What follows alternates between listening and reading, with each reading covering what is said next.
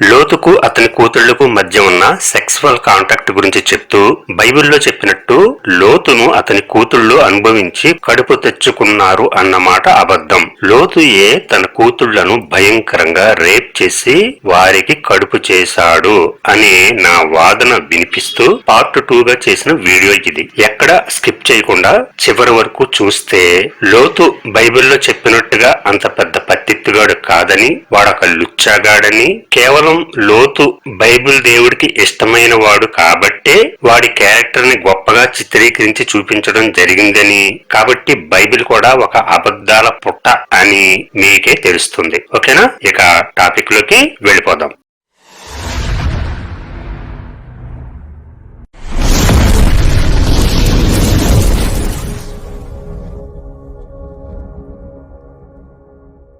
ఇప్పుడు నేను చెప్పేది కొంచెం పచ్చి పచ్చిగా ఉంటది, అట్లా చెబితేనే అర్థం అవుద్ది అనమాట.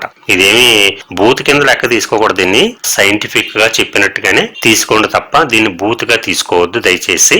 ఒక స్త్రీ గర్భవతి అవ్వాలి అంటే కనుక ఆవిడ యోనిలో వీర్యస్ఖలనం అనేది జరగాలి. జరిగితేనే ఆవిడ గర్భవతి అయ్యే అవకాశం ఉంటది, లేకపోతే ఉండదు. పాయింట్ 1 అది. రెండో పాయింట్, ఆ విధంగా స్త్రీ యోనిలో వీర్యస్ఖలనం జరగాలి అంటే పురుషుడి యొక్క అంగమును ఆమె యోనిలో పెట్టి దానికి రాపిడి కలిగించడం అనేది చెయ్యాలి. ఆ విధంగా దానికి రాపిడి కలిగించడం వల్ల అప్పుడు వీర్యస్ఖలనం అనేది జరుగుద్ది. ఇది రెండో పాయింట్. మూడో పాయింట్, ఆ విధంగా మరి యోని భాగంలో పురుషాంగం లోపలికంటూ వెళ్ళాలి అంటే ఆ అంగము గట్టిపడి ఉండాలి. మెత్తగా ఉంటే అది లోపలికి వెళ్లే అవకాశం ఉండదు. అది మూడో పాయింట్.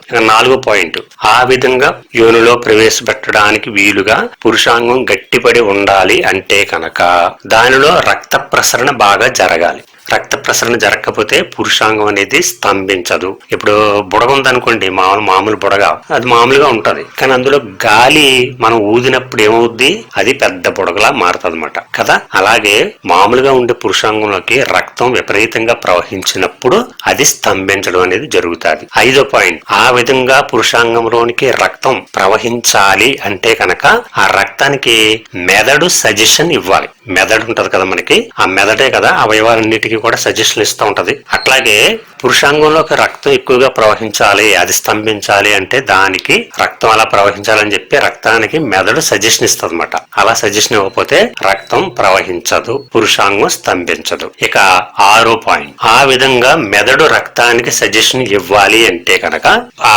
పురుషుడు ఎవడైతే ఉన్నాడో వాడికి సెక్స్ కోరిక అనేది కలగాలి, సెక్స్ ఆలోచనలు అనేవి రావాలి, శృంగార వాంఛ కలగాలి, కోరిక అనేది బాగా ఉండాలన్నమాట. ఆ కోరిక ఎప్పుడైతే ఉంటుందో అప్పుడు దాన్ని మెదడు అర్థం చేసుకుని వీడు సెక్స్ చేయడానికి, శృంగారానికి సిద్ధపడుతున్నాడు, చెయ్యాలని కోరుకుంటున్నాడు, కాబట్టి నువ్వు వెళ్లి పురుషాంగంలో ప్రవేశించు అని రక్తానికి సజెషన్ ఇస్తుంది. అప్పుడు రక్తం పురుషాంగంలో ప్రవేశించడం వల్ల పురుషాంగం గట్టిపడుతుంది.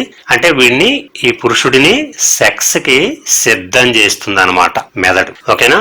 అంటే ఇక్కడ సెక్స్ కోరికలు అనేవి పురుషుడికి కలగాలి, కలిగితే అప్పుడు దానికి మెదడు సజెషన్ ఇవ్వడం అనేది జరుగుతుంది రక్తానికి, లేకపోతే మెదడు సజెషన్ ఇవ్వదు. ఏడో పాయింట్, ఆ విధంగా కోరికలు కలగాలి అంటే ఏం జరగాలి, ముందు ఆ పురుషుడు ఆలోచించగలిగే స్థితిలో ఉండాలి, మెలకుగా ఉండాలి, ఆలోచించగలిగే స్థితిలో ఉండాలి. అతని ఆలోచనలు కూడా కోరికల మీదకు మళ్ళాలన్నమాట. అతను కోరుకోవాలి, సెక్స్ చేయాలని కోరుకోవాలి. అంటే ఒక మాటలో చెప్పాలంటే అతను స్పృహలో ఉండాలి, ఆలోచించగల స్థితిలో ఉండాలి, ఊహించుకోగల స్థితిలో ఉండాలి, ఫీల్ అవ్వగల స్థితిలో ఉండాలి. ఇవన్నీ చేయగల స్థితిలో ఉంటే, మెలకువ స్థితిలో ఉంటే అప్పుడు ఆలోచనలు వస్తాయన్నమాట. ఇది 7వ పాయింట్. ఇప్పుడు ఈ 7 పాయింట్స్ ను రివర్స్ లో తీసుకుని చూద్దాం. ఫస్ట్, ఒక పురుషుడికి సెక్స్ చేయాలని కోరిక, ఆలోచనలో వాంఛ కలిగితే కనుక అప్పుడు మెదడు ఏం చేస్తుందంటే దాన్ని స్వీకరించి బ్లడ్ కి సజెషన్ ఇస్తుంది, నువ్వు వెళ్లి పురుషాంగంలో ప్రవేశించు అని. అప్పుడు బ్లడ్ అంతా కూడా ఒక్కసారిగా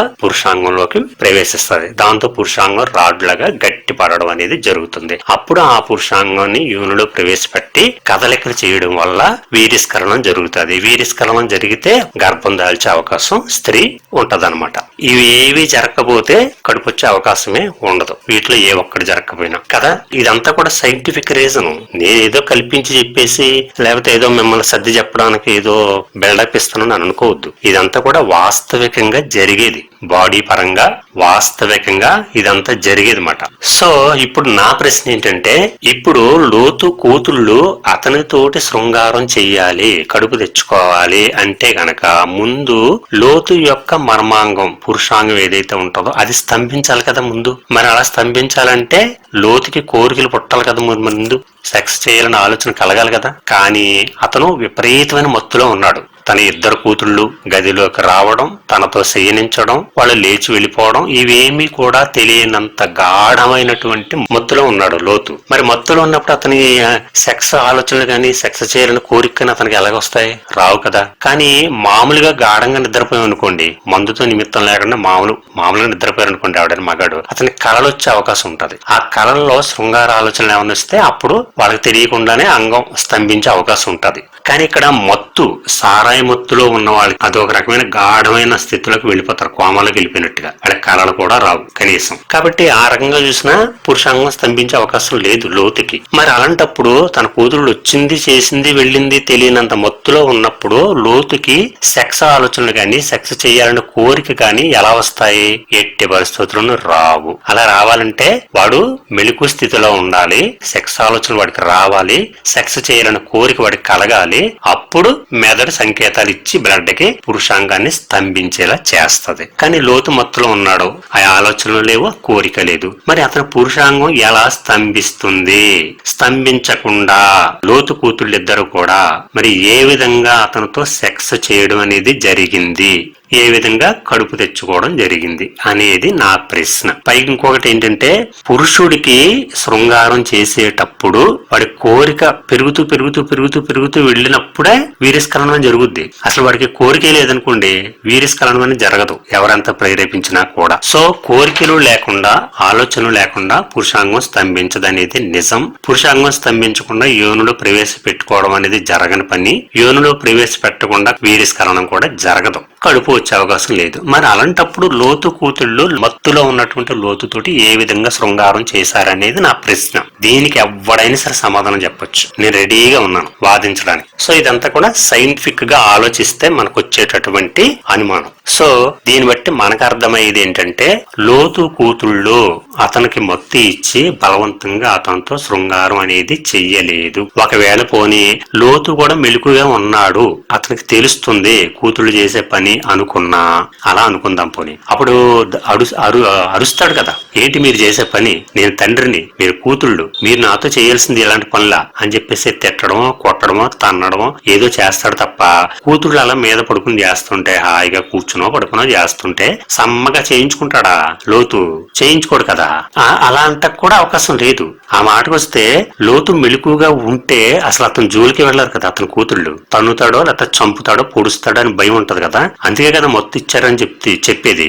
సో మెలకుగా ఉన్నాడంటే అసలు అతని జోలికి వెళ్ళరు వాళ్ళు. ఒకవేళ అతని జోలికి వెళ్లి శృంగారం చేసే ప్రయత్నం చేసినా మెలకుగా ఉన్నటువంటి లోతు అడుగుతాడు కదా, మీరు చేసే పని తప్పు బాబు అని చెప్తాడు కదా. కానీ లోతు ఏమీ స్పందన లేకుండా పడుకునే ఉన్నాడు. ఎప్పుడు వచ్చారో, ఎప్పుడు చేశారో, ఎప్పుడు వెళ్ళిపోయారో కూడా తెలియనంత మత్తులో ఉన్నాడు. ఆయన మత్తుడిగా కానీ ఉండకపోయి ఉండుంటే, వీళ్ళిద్దరు మత్తులు కానీ ఈ మాట కానీ తండ్రి గారిని కానీ అడుగుంటుంటే ఖచ్చితంగా చాలా ఇబ్బంది పెడుతుడు. ఖచ్చితంగా 2 కోపలో కూడా వాయించేద్దురా తండ్రి. ఖచ్చితంగా మీరు ఏం మాట్లాడుతున్నారు, ఒక తండ్రితో పాపం చేయడానికి ఇలాంటి ఆలోచన మీకు ఎందుకు వచ్చిందనేటువంటి ఆలోచన ఖచ్చితంగా లోతు కనుపరుద్దురం.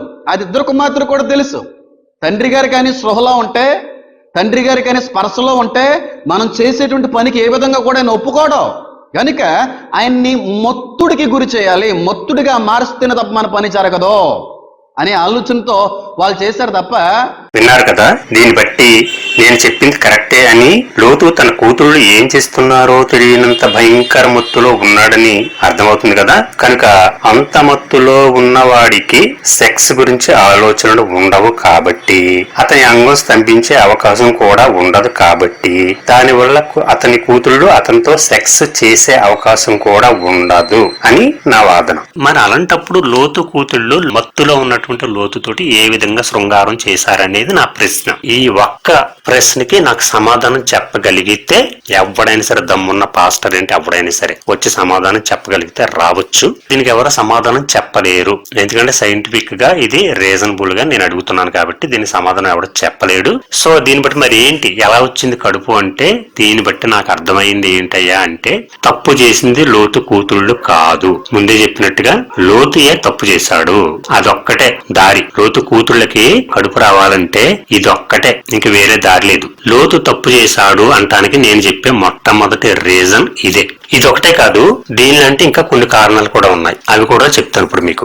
ఇప్పుడు నేను చెప్పిందంతా కూడా మొదటి పాయింట్ గా తీసుకుంటే, ఇక రెండో రీజన్, తండ్రితోటి వ్యభిచారం చెయ్యాలి అని కోరుకుంటున్నారు అంటే ఆ స్త్రీలు పక్క వ్యభిచారులు అయి ఉండాలి. అంటే వ్యభిచారంలో మాస్టర్ డిగ్రీ తీసుకుని ఉండాలన్నమాట. ఎంతగానో పాడైపోయి, ఎంతగానో చెడిపోయి, ఎంతగానో బరి తెగించేసి ఉంటే తప్ప తండ్రితోటి వ్యభిచారం చేద్దాం అనే ఆలోచన మామూలు వాళ్ళకి ఎవరికి రాదు. బయటపోయి ఏం మాట్లాడుతానో పడుకుందాం అనే ఆలోచన వస్తే రావచ్చు అది జనరల్ గా, కానీ తండ్రితోటే కడుపు చేయించుకుందాం అనే ఆలోచన రావడం అనేది అది పక్కా వ్యభిచారులు అయితేనే వస్తుంది మాట. అలాంటి ఆలోచన వాళ్ళకు కూడా వస్తుందని చెప్పలేం, కానీ వచ్చింది అంటే వాళ్ళు ఇంకా అసలు టాప్ మాట. అది మాస్టర్ డిగ్రీ తీసుకున్నట్టే వ్యభిచారంలో. కానీ ఇక్కడ లోతు కూతుళ్ళ విషయం తీసుకోండి. అంతకు ముందు సొదమ పట్టణంలో ఉన్నప్పుడు లోతే చెప్తున్నాడు ప్రజలతోటి, ఇదిగో నాకు పురుషుని కోడని 2 కుమార్తెలు ఉన్నారు అని చెప్తున్నాడు. పురుషుని కోడని అంటే పురుషులతో సెక్స్ చేయని, పురుషులతో సెక్స్ సంబంధం పెట్టుకోని,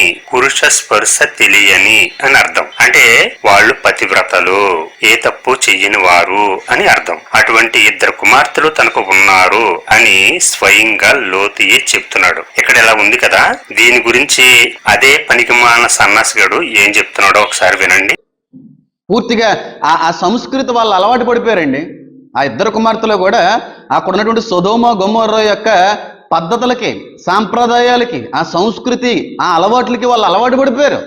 భయంకరమైన పాపంలో వాళ్ళు పెరిగిన కారణాన్ని బట్టి అప్పటికీ కూడా పాప సంబంధమైన స్వభావం వాళ్ళ జీవితంలో కనబడతా ఉంది. జీవితంలో కనబడుతుంది. లోతు యొక్క ప్రమేయం కానీ, దేవుడి యొక్క ప్రమేయం కానీ ఏ విధంగా కూడా ఈ విషయంలో లేదు. కేవలం లోతు యొక్క 2 కుమార్తెలు బట్టి మాత్రమే ఆ పాపం అనేటువంటిది జరిగింది. చూశారు కదా, స్వయంగా లోతుయే తన కూతుళ్ళు పురుషులను కూడని వారు, పతివ్రతలు అని చెప్పినట్లు బైబిల్లో ఇంత క్లియర్ గా ఉంటే ఈ లుచ్చా పాస్టరు ఎందుకు ఇలా అబద్ధం చెప్తున్నాడు? ఏం ఆశించి చెప్తున్నాడు? ఎవరిని మోసగించాలని చెప్తున్నాడు? అబద్ధం చెప్తున్నాడు కదా. ఎందుకంటే లోతు అనేవాడు యెహోవాకి ఇష్టమైన వాడు. లోతు పత్తిత్తు అని బైబిల్లో ఉంది కనుక వాడిని మంచివాడిగా ఎస్టాబ్లిష్ చేయాల్సిన బాధ్యత ఈ పాస్టర్ గాళ్ళకి ఉంటది. కనుక ఇలాంటి లుచ్చ మాటలు చెప్తుంటారు. చెప్పేది తప్ప ఒప్ప, మంచ చెడ అనేది అనవసరం. బైబిల్లో ఉంటే చాలు, యేసు చెబితే చాలు, యెహోవా సమర్థిస్తే చాలు. డాష్ కాయలు ఊపుకుంటూ మరీ వచ్చి ఇలాంటి స్టేట్మెంట్లు ఇచ్చేస్తుంటారు. దీన్ని బట్టి పాస్టర్స్ బైబిల్ ని వక్రీకరించి చెబుతూ అమాయకులైన క్రైస్తవులను తప్పుదారి పట్టిస్తున్నారు అనే విషయం ఎప్పటికైనా అర్థం చేసుకోండి క్రైస్తవులారా. బైబిల్లో లేని విషయాన్ని ఉన్నట్టుగాను, ఉన్న విషయాన్ని లేనట్టుగాను వక్రీకరించి చెప్తూ అమాయకులైనటువంటి క్రైస్తవులను ఎలా తప్పుదారి పట్టిస్తున్నారో ఎప్పటికైనా మీరు అర్థం చేసుకోండి. ఇక వీడి విషయం అలా ఉంచితే, బైబిల్లో ఆదికాండం 19వ అధ్యాయం 8వ వచనంలో చెప్పిన ప్రకారం లోతు కూతుళ్ళు మంచివాళ్ళు, అమాయకులు అని తెలుస్తుంది కదా. మరి అంతటి మంచివాళ్ళు, అంతటి అమాయకులు, అంత పద్ధతి గల వాళ్ళు, అంత పవిత్రురాళ్ళైనటువంటి ఆ 2 సడన్ గా తండ్రిని అనుభవించి కడుపు తెచ్చుకుందాని ఎందుకు అనుకుంటారో చెప్పండి. అసలు ఎప్పుడు ఎవరైనా అనుకుంటారు అలాగా? వాళ్ళు బాగా మాస్టర్ డిగ్రీ చేసేసి ఉంటే అందులో వ్యభిచారంలో అనుకుంటే అవుకోవచ్చేమో చెప్పలేం. కానీ ఇటువంటి వ్యక్తిత్వం ఉన్న అమ్మాయిలు అట్లాగా ఆలోచించే అవకాశం ఉందా? ఒక్క పురుషుడిని కూడా ఎరుగిన వారు వాళ్ళు, పురుష స్పర్శే తెలియని వాళ్ళు, అంత పవిత్రాలు వాళ్ళు సడన్ గా తండ్రి దగ్గర పడుకుని కడుపు తెచ్చుకుందాం అనుకుంటారా? రాసినోడు కానీ బుద్ధి ఉండాలి కదా. ఎందుకు రాశారు మరి అలాగనేది కూడా చెప్తాం మీకు చివరిలో. కాబట్టి వాళ్ళు తప్పు చేయలేదు అనేది రెండో కారణం. మూడో కారణం, ఒకవేళ తప్పు చేశారనుకున్నా గానీ ఈ లోకముందు పురుషులందరూ మరణించారు, మన తండ్రి ఒక్కడే ముసలివాడు జీవించి ఉన్నాడు, అతనితోనే మనం సంసారం చేసి కడుపు తెచ్చుకుందాం అని అన్నట్టుగా వ్రాయబడింది. కానీ లోకం అంతా ఎక్కడ నశించిపోయింది? మొత్తం లోకానంతా నాశనం చేయలేదు కదా యెహోవా. కేవలం సొదమ గొమెర్రా అనే 2 పట్టణాలను మాత్రమే అగ్నివర్షం కురిపించి చంపేశాడు అక్కడ ఉన్న ప్రజల్ని. పక్కన ఉన్న సోయేరు ఊరుంది కదా, ఇప్పుడు వీళ్ళ ఏ పర్వతం దగ్గర అయితే ఉన్నారో ఆ ఊరు సోయేరు కదా. అది మరి ఆ ఊర్లో బైబిల్లో ఊరంటే అది ఏంటి? ప్రజలు ఉన్నట్టే కదా అక్కడ. ప్రజలు ఎవరు లేకపోతే ఊరు ఎందుకు అవుతుంది? ఒక అడవి అవుతుంది, లేకపోతే ఎడారి అవుతుంది. అంతేగాని ఊరు అవుతుంది కదా, ఊరు పట్టణం అని పిలవరు కదా. అది పిలిచేరంటే అక్కడ ప్రజలందరూ కాపురం ఉంటున్నట్టే కదా. మరి అప్పుడు వీళ్ళు ఏ మగాడి దగ్గరికైనా పోదాం అనుకుంటారు కానీ లోకంలో ఉన్న మగాళ్ళందరూ మొత్తం నశించిపోయారు అని ఎలా చెప్తారు? వాళ్ళు ఎలా చెప్పగలుగుతారు? రీజన్ ఉండాలి కదా మరి దానికి. సో వాళ్ళు ఆ విధంగా చెప్పారు, అనుకున్నారు అని చెప్పబడుతుంది బైబిల్లో. అది తప్పు. ఇద్దరు కూతురికి పుట్టినటువంటి సంతానాన్ని దేవుడు స్వకీయ జనాంగంగా ఎంచుకోలేదు. తన జనాంగంలో కలుపుకోవడానికి ఇష్టపడలేదు దేవుడు. కొట్టేశాడు వాళ్ళిద్దరిని. పుట్టినటువంటి ఇద్దరిని కూడా దేవుడి జనాంగంలో కలుపుకోవడానికి ఇష్టపడలేదు. అసలు ఇష్టపడలేదు. ఆయన జనాంగంలో అసలు చోటు ఇవ్వలేదు. ఇద్దరు కుమారులు పుట్టినటువంటి ఆ ఇద్దరు కుమారుల నుంచి వచ్చినటువంటి జనాంగాన్ని, మోయాబీలు కావచ్చు, మిగతా వాళ్ళు కావచ్చు, వాళ్ళకి జనాంగంలో చోటు ఇవ్వలేదు. ఇంతకంటే పెద్ద దెబ్బే ఉందండి. ఇప్పుడు ఇక్కడ అతను చెప్పిందే నిజం అనుకుందాం. వాళ్ళని శిక్షించడం ఇష్టం లేక వాళ్ళ సంతానాన్ని తన పరివారంలో చేర్చుకొనలేదు అని ఇతగాడు చెప్తున్నాడు. మరి ఇతను చెప్పిన దాని ప్రకారం తీసుకుంటే ఇక్కడ నాకు ఒక ప్రశ్న వస్తుంది. మీకు ఏమన్నా ప్రశ్న వచ్చిందా? డౌట్ వచ్చిందా? రాదు. మీకు నేనే చెప్తా. ఇప్పుడు తన పరివారంలో చేర్చుకొనలేదు, వీరి సంతానాన్ని అవాయిడ్ చేశాడు, దూరంగా పెట్టాడు తప్ప తన పరివారంలో చేర్చుకోలేదని చెప్తున్నాడు కదా పాస్టర్. ఇప్పుడు యెహోవాకి పరివారం ఎక్కడి నుంచి వచ్చింది? లోతు కూతురు చెప్పిన దాని ప్రకారం మొత్తం లోకంలో ఉన్న అందరు జనాలు చనిపోయి ఉంటే, పురుషులందరూ చనిపోయి అలా ఉంటే, కేవలం లోతు అతని ఇద్దరు కూతుళ్ళు మాత్రమే బ్రతికి ఉంటే, లోతు కూతుళ్ళకి పుట్టిన సంతానం మాత్రమే బ్రతికి ఉంటే, మరి యెహోవాకి పరివారం ఎక్కడి నుంచి వచ్చింది? పరివారం అంటే ప్రజలే కదా. తనకంటూ ఒక కేటగిరీ, సైన్యం లేకపోతే తన వర్గం ఏదో సంథింగ్ అనుకుందాం. మరి పరివారం అంటారు దాన్ని. ఆ పరివారం ఎక్కడి నుంచి వచ్చారు? మరి గాలి నుంచి ఊడిపడ్డారు ఏంటి జనాలందరూనే? అంటే లోకంలో ఇంకా చాలా పట్టణాలు ఉన్నాయని, కేవలం సొదొమ గొమొర్రా పట్టణ ప్రజలు మాత్రమే నశించిపోయారని తెలుస్తుంది కదా. మరి లోతు కూతుళ్ళు లోకంలో ఉన్న పురుషులంతా నశించిపోయారని ఎలా అనుకుంటారు? పైగా కళ్ళ ముందు సోయారు ఊరు లేదా పట్టణం కనపడుతుంది కదా. సోయారు దేశం అని కూడా బైబిల్లో ఉంటుంది. ప్రజలు లేని ప్రదేశాన్ని దేశం అని ఎలా అంటారు చెప్పండి? అనరు కదా. కనుక లోకంలో ఉన్న పురుషులంతా నశించిపోయారని లోతు కూతుళ్ళు అనుకున్నట్టుగా చెప్పిన మాట అబద్ధం. ఇంత సోద అవసరం లేదు. ఒకే మాట. అసలు లోతు కూతుళ్ళు అంత అర్జెంటుగా తండ్రితో అక్రమ సంబంధం పెట్టుకుని మరీ సంతానాన్ని కనవలసిన అవసరం ఏంటి? దానికి ఏదైనా బలమైన కారణం ఉందా? లేదు కదా. అలాంటప్పుడు కేవలం లోకంలో ప్రజలను వ్యాప్తి చేయటం కోసం మాత్రమే అంత రిస్క్ తీసుకుని, అంతవరకు అలవాటు లేని విధంగా అంత రిస్క్ తీసుకుని స్వయంగా తండ్రితో అక్రమ సంబంధం పెట్టుకుంటారా? జరిగే పనేనాది? మీ బుద్ధితో ఆలోచించి చూడండి. లోకంలో జనాల్ని వ్యాప్తి చేయాలి అన్న ఒక కారణంతో తండ్రితో అక్రమ సంబంధం పెట్టుకోవాలని అనుకుంటారు ఆ కూతుళ్ళు. నమ్మేలా ఉంది అసలు అది? అదీ కాక సొదొమ గొమొర్రా పట్టణాల ప్రజలు అక్రమ సంబంధాలు, నీతిమాలిన సంబంధాలు పెట్టుకోవడం వల్లే కదా యెహోవా వాళ్ళందరినీ నాశనం చేసింది. అది తెలిసాక కూడా లోతు కూతుళ్ళు మళ్ళీ అదే తప్పు చేయాలని ఎలా అనుకుంటారు? ఈ ప్రశ్న ఎప్పుడైనా ఎవరికైనా వచ్చిందా? రాలేదు కదా. నిజం. ఇప్పుడు యెహోవా ఎందుకు నాశనం చేశాడు ఆ రెండు పట్టణాలని? అక్కడున్న ప్రజలందరూ ఎందుకు నాశనం చేశాడు? వాళ్ళందరూ అక్రమ సంబంధాలు, తప్పుడు జీవితం గడుపుతున్నారని కదా. అది తెలిసి కూడా మళ్ళీ లోతు కూతుళ్ళు మళ్ళీ అదే తప్పు ఎందుకు చేస్తారో, చెయ్యరని ఎందుకు అనుకుంటారు? యెహోవా శిక్షిస్తాడని తెలీదా? యెహోవాకి తెలిస్తే చంపేస్తాడు లేదా ఏదైనా శిక్ష వేస్తాడు అని తెలీదా? తెలిసి కూడా ఎందుకంత దరిద్రానికి పాల్పడతారు? దీన్ని బట్టి మనకేమర్థమైంది? వాళ్ళు ఆ తప్పు చెయ్యలేదు అని అర్థమవుతుంది కదా. పొరపాటును కూడా ఆ పని చెయ్యరు కనుక వాళ్ళు ఆ తప్పు చెయ్యలేదు అని అర్థమైపోతుంది. సో ఇది మూడో కారణం. ఇక నాలుగో కారణం ఏంటంటే, ఒకవేళ బైబిల్లో చెప్పినట్టుగానే లోతు కూతుళ్ళు లోతుకి సారాయి తాగించేసి మత్తులో పడుకోబెట్టి గుడ్డలు వడదీసి ఇంకా అది చేశారు, ఆ విధంగా కడుపు తెచ్చుకున్నారు అనుకుందాం. మాట వరుస బైబిల్లో చెప్పిన ప్రకారమే అనుకుందాం. మరి కడుపు వచ్చిన తర్వాత తండ్రి అడుగుతాడు కదమ్మా, లోకంలో పురుషుడు అనేవాడే లేడు. ఇంతకు ముందే చెప్పాను మీ గురించి, నేను పరపురుషులను ఎరుగిన వారు అని ప్రజలకే చెప్పాను. కాబట్టి మీకు పురుష స్పర్శ అనేది తెలియదు. మొత్తం ఇప్పుడేమో మన గుహలో వచ్చిన తర్వాత మొత్తం అందరూ చనిపోయారు, లోకంలో పురుషుడు అనేవాడు లేడు నేను తప్ప. మరి మీకు కడుపు ఎలా వచ్చింది మీ ఇద్దరికి అని లోతు అడుగుతాడు కదా. లోతు అలాగే అడిగాడు కూతుల్ని. అడిగినట్టుగా ఉందా బైబిల్లో ఎక్కడైనా? మొత్తం ఫస్ట్ నుంచి ఎవరిదాకా చదివి చూడండి, బైబిల్ ఎక్కడెక్కడ కనపడదు మీకు అది అడిగినట్టు. ఎందుకు అడగలేదు అనేది నా ప్రశ్న. ఎందుకు అడగలేదంటే ఇప్పుడు ఆన్సర్ నేనే చెప్తా. కడుపు చేసింది తనే కాబట్టి అడగలేదు. తను కాకుండా వేరే వాడి వల్ల కడుపు వచ్చింటే కనుక ఖచ్చితంగా అడిగి ఉండేవాడు మీకు ఎలా వచ్చింది ఆ కడుపు అని. కానీ ఒక్కసారి కూడా అడగలేదు వాళ్ళని. మరి ఎందుకు అడగలేదు? తనే కడుపు చేశాడు కాబట్టి అడగలేదు అని నా సమాధానం. ఇది తప్పని ఎవరైనా చెప్పమనండి, వింటాను నేను. ఇది 4వది. ఇక 5వ కారణం ఏంటంటే ఈ లెస్బియన్స్, స్త్రీలు చేసుకోవడం, పురుషులు చేసుకోవడం, హోమోసెక్సువల్ లెస్బియన్స్ వీళ్ళు చేసుకుంటాం. వాళ్ళు అలాగే అక్రమ సంబంధాలు, కొన్ని పెట్టుకోకూడనటువంటి వ్యక్తులతోటి వావి వరుస లేకుండా అక్రమ సంబంధాలు పెట్టుకోవడం, ఇలాంటివన్నీ చేయడం వల్లే కదా ఆ గొమెర్రా, సొదమ అనే పట్టణాల ప్రజలందరినీ కూడా యెహోవా చంపేశాడు. మరి బైబిల్లో చెప్పినట్టుగా లోతు కూతుళ్ళు కూడా లోతుని మత్తులో ముంచి అతనితో ఆ తప్పు చేసుంటే కనుక మరి వాళ్ళు చెడిపోయినట్టే కదా. మరి వాళ్ళని ఎందుకు యెహోవా చంపలేదు? వాళ్ళని కూడా చంపాలి కదా. వాళ్ళకో నీతి, ప్రజలకు ఒక నీతినా?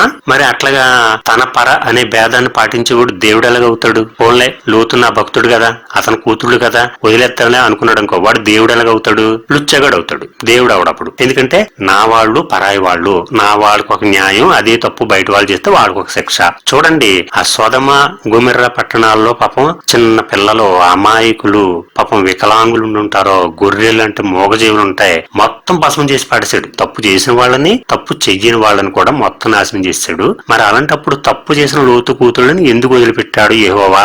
వదిలిపెట్టకూడదు కదా, శిక్షించాలి కదా. కానీ శిక్షించినట్టు ఎక్కడైనా ఉందా? మరి ఇద్దరు కూతుల్ని ఎందుకు ఏం చేయలేదని అంటారేంటి మీరు? ఇద్దరు కూతులకి పుట్టినటువంటి సంతానాన్ని దేవుడు స్వకీయ జనాంగంగా ఎంచుకోలేదు. తన జనాంగంలో కలుపుకోవడానికి ఇష్టపడలేదు దేవుడు.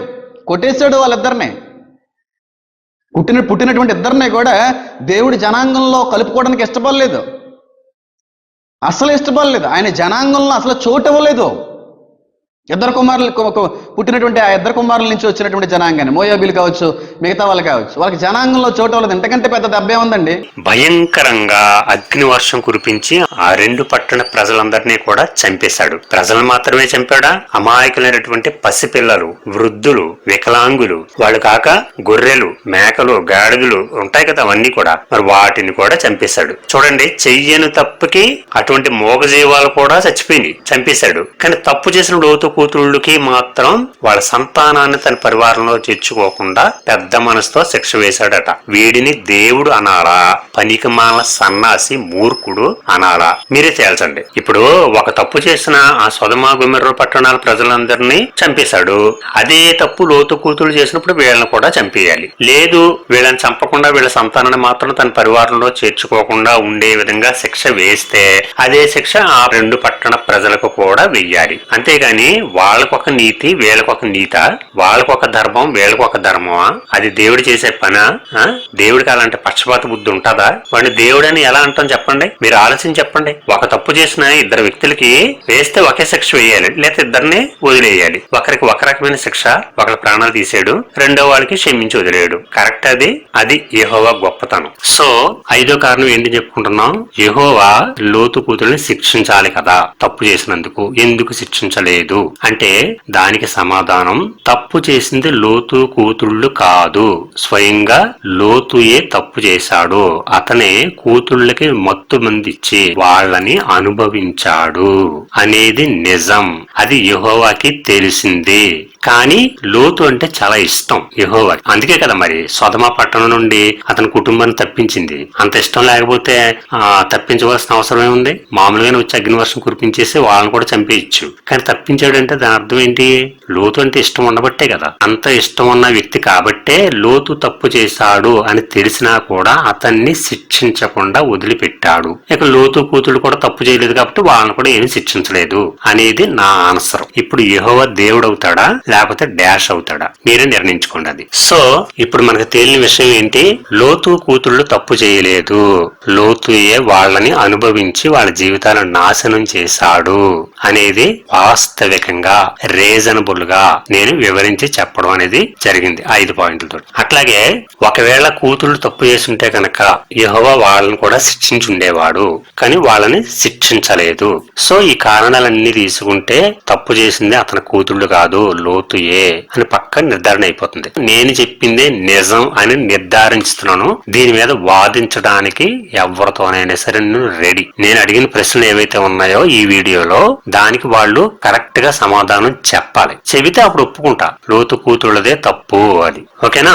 సో ఈ రోజు మనం తేల్చినటువంటి విషయం, లోతు ఒక లోపరగాడు, లుచ్చాగాడు కాబట్టి వాడు కూతుళ్ళని ప్రజలందరి దగ్గర పడుకు పెట్టడానికి, ప్రజలందరికీ అప్పగించడానికి రెడీ అయ్యాడు. అవడమే కాకుండా చివరికి వాళ్ళ జీవితాలు కూడా నాశనం చేశాడని ఇక్కడ మనకి వాస్తవికంగా మనం ఆలోచిస్తే మనకి నిర్ధారణ అవుతుంది. ఇది చెప్పాను చూడండి. బైబిల్లో ఉన్న ఒక పెద్ద బూతు, తండ్రి కూతుళ్ళ మధ్య జరిగేటటువంటి సెక్స్ ఇరు వర్గాలకి ఇష్టమై జరిగిందా, లేకపోతే ఒకవైపు వర్గం వారికి ఇష్టమై రెండో వాళ్ళని బలవంత పెట్టారన్నది తర్వాత సంగతి. మొత్తానికి తండ్రి కూతురుని చేసినా, కూతురు తండ్రిని చేసినా సంబంధం అయితే అది ఇల్లేగలే కదా. మన దేశానికి మన ధర్మానికి అది సరిపోయే విషయమా? ఈ హేమన్ గాడు అనే పాస్టర్ గారు చెప్తూ ఉంటాడు, ఆ రోజుల్లో ఉందేమో రూలు, అప్పుడు ధర్మశాస్త్రం లేదు కదా, ధర్మశాస్త్రం రాయబడక ముందు జరిగింది అది అంటాడు. మరి బొక్కలో గాడు లుచ్చ మాటలు మాట్లాడతాడు, నా ఒళ్ళు మండుద్ది. కానీ ధర్మశాస్త్రం రాయక ముందు జరిగింది కాబట్టి లోతు కూతుళ్ళని శిక్షించలేదు అని చెప్తున్నారు. బానే ఉంది. మరి ఏ ధర్మశాస్త్రం ప్రకారం మరి ఆ సొదమ గొమెర్రా ఆ రెండు పట్టణాలను అగ్నివర్షం కురిపించి అమాయకులందరినీ చంపేశాడు యెహోవా? సమాధానం కావాలి కదా దానికి. లోతు కూతుడికి శిక్ష వేయాలి, ఆ రెండు పట్టణాల ప్రజలకే శిక్ష వేయాలి ధర్మశాస్త్రం ఉంటే. ఆ ప్రకారం ధర్మశాస్త్రం లేదనుకున్నప్పుడు లోతు కూతుళ్ళని వదిలేసినట్టుగానే ఆ రెండు పట్టణం ప్రజలను కూడా వదిలేయాలి. ఎందుకంటే అక్కడ ధర్మశాస్త్రం లేదు కాబట్టి వాళ్ళు చేసేది తప్పు అని అనడానికి ఆధారం లేదు. చేసుకోవచ్చు, తప్పే ఉంది. మగవాళ్ళు చేసుకోకూడదా, ఆడవాళ్ళు చేసుకోకూడదా? చేసుకోవచ్చు. ఎందుకంటే చేసుకోకూడదని రూల్ పెడితే తప్పు అవుతుంది. అది అసలు రూల్స్ రెగ్యులేషన్స్ అటువంటి ఏమి లేవు.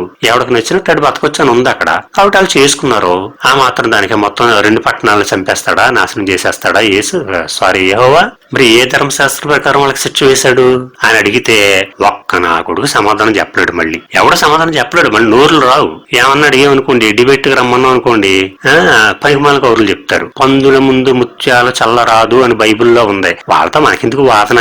వంగలేక మంగళారం. అది వాదించలేరు. స్టఫ్ ఉండదు అక్కడ, సత్తా ఉండదు, చేతకంతనం, ఆడింగితనం, వాదించలేరు. కాబట్టి వంగలేక మంగళారం, పందుల ముందు ముత్యాల చల్లకూడదు అన్నాడు బైబిల్లో. కాబట్టి మనం అనవసరం వాదించడం, వాళ్ళతోటి డిబేట్లు అనవసరం అంటారన్నమాట. అదే ఏదైనా హిందూ గ్రంథాలు చిన్న బొక్క ఉన్న కనపడింది అనుకో, దాని మీద ఓ వీడియోల మీద వీడియోలు చేసి పెద్ద రాద్ధాంతో సిద్ధాంతాలు చేసి పెడతారు వీళ్ళు. అదే మేము ఏదైనా అడిగితే మాత్రం ఎందుకు పందుల ముందు ముత్యాలు కలగడం ఇష్టం, సమాధానం చెప్పక్కర్లా, లుచ్చే మాటలమాట.